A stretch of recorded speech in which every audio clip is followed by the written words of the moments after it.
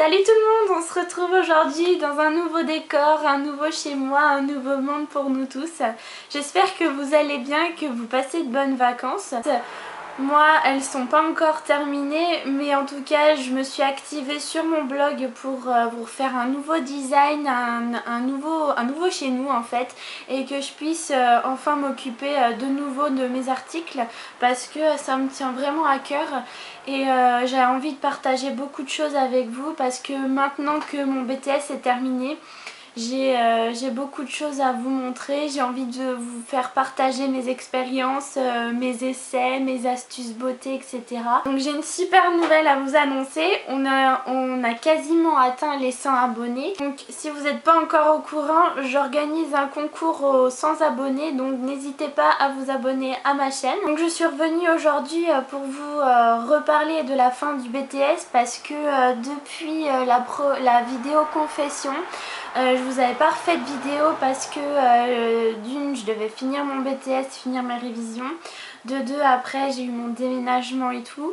et ensuite c'était l'été et j'avais envie de profiter de ma famille et de mes amis et j'avais pas encore l'inspiration et les bons mots pour vous expliquer et surtout le recul après l'examen. Donc je crois que je me suis arrêtée à l'épreuve pratique avant l'épreuve pratique, donc je me suis arrêtée à l'écrit.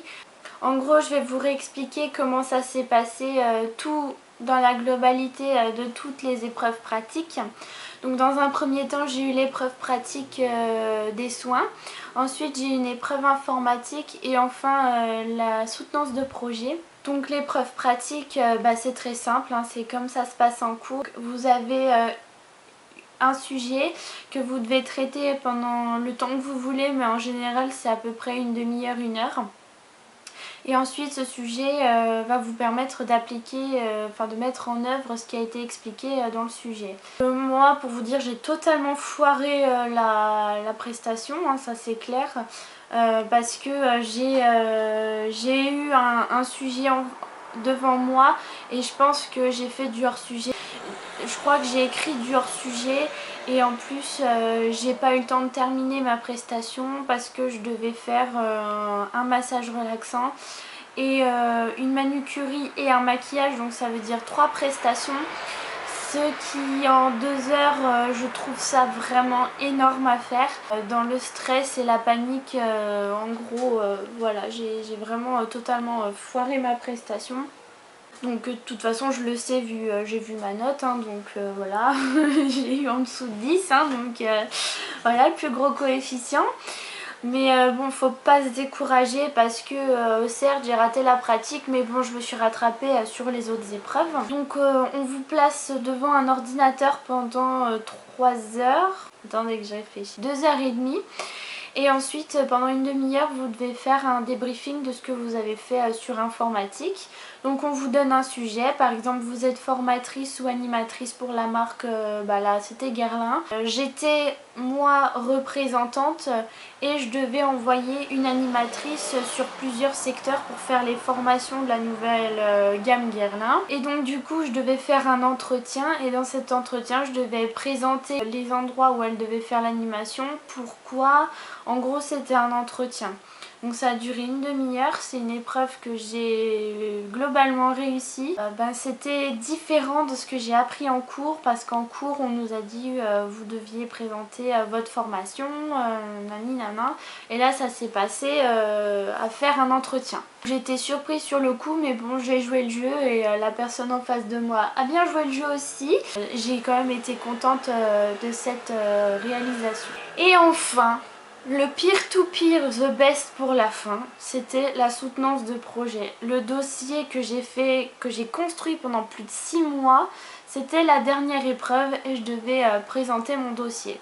Alors c'est très simple, vous devez présenter votre dossier tout d'abord en français, vous avez à peu près 10 minutes pour présenter votre dossier. Vous avez 10 minutes même, c'est pas à peu près.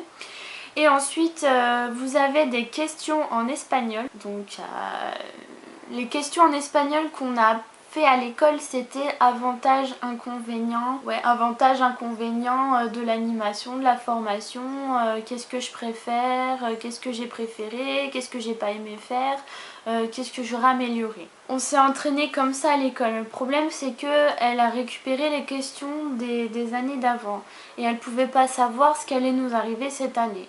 Donc du coup cette année les questions c'était par rapport à ce que j'ai dit à l'oral, à ce que j'ai présenté à l'oral, elle m'a posé des questions en espagnol là-dessus.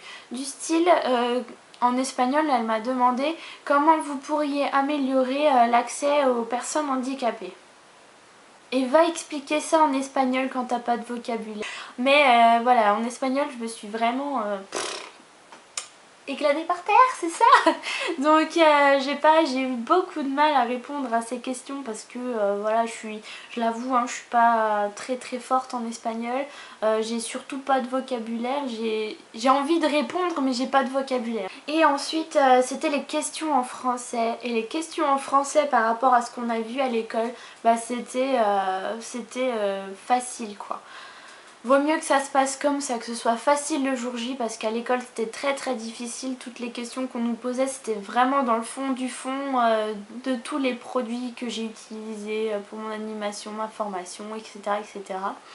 En sachant que moi j'ai fait formation marque, hein, donc si vous prenez management ça va être autre chose, hein, les questions ne seront pas les mêmes. Voilà, donc du coup ça a beaucoup joué au niveau de ce que j'ai dit à l'oral aussi. Donc en gros ce que vous dites à l'oral pour présenter votre dossier, ça oriente les questions du jury. C'est très important de préparer votre oral avant, parce que du coup ça vous permet d'avoir une bonne note et de pouvoir répondre aux questions. Et là quand je suis ressortie, je peux pas vous dire le soulagement, enfin comment vous décrire le soulagement que j'ai eu quand je suis ressortie de la dernière épreuve.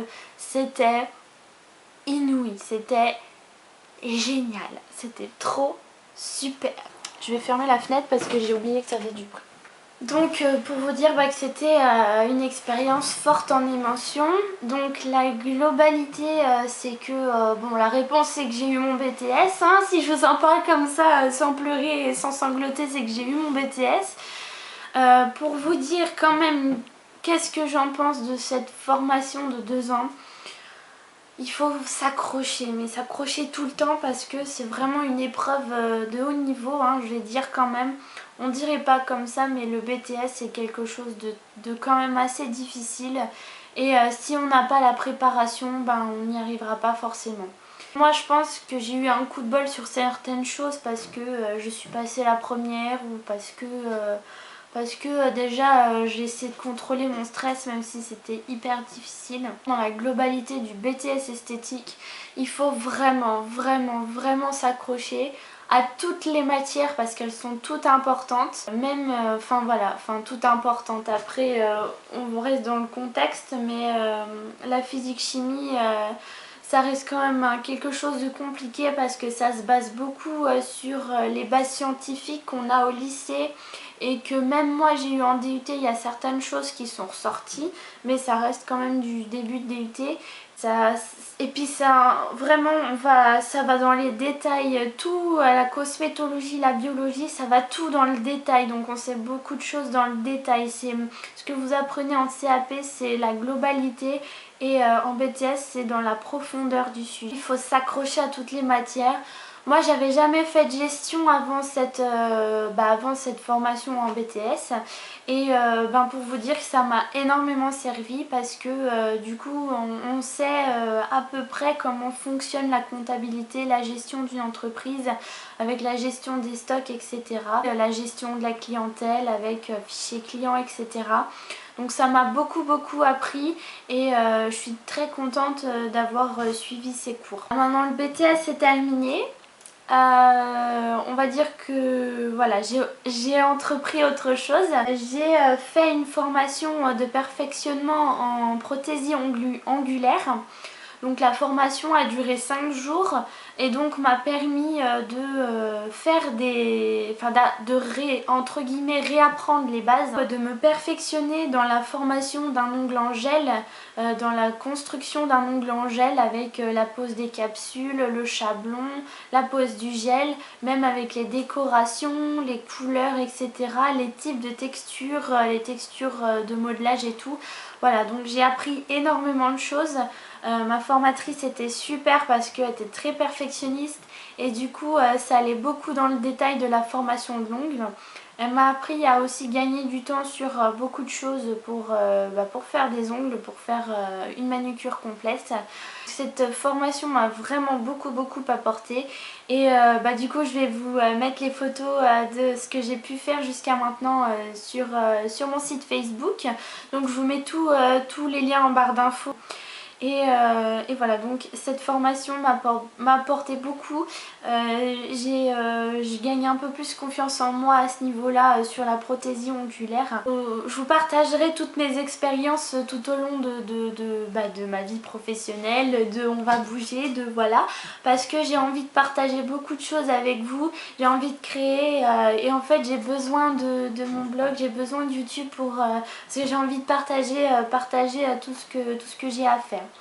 Je sais que ma cadence de vidéo n'a pas été très régulière ces 2 dernières années parce que d'une j'avais le travail à faire pour l'école et surtout j'avais j'avais très peu de temps pour moi, donc c'est pour ça que j'ai pas eu le temps de faire plus de vidéos parce que ça demande aussi beaucoup de temps et que je n'avais pas malheureusement à vous accorder, mais que maintenant du coup je serai libérée, hein, j'aurai plus de travail à la maison en devoir école, du coup j'aurai plus de temps à consacrer à mes vidéos, à mon blog, même si je pense que ce sera pas aussi régulier que ce que je voudrais, mais je vais essayer de faire en sorte d'avoir quelque chose de super, l'inspiration, et j'ai envie de partager beaucoup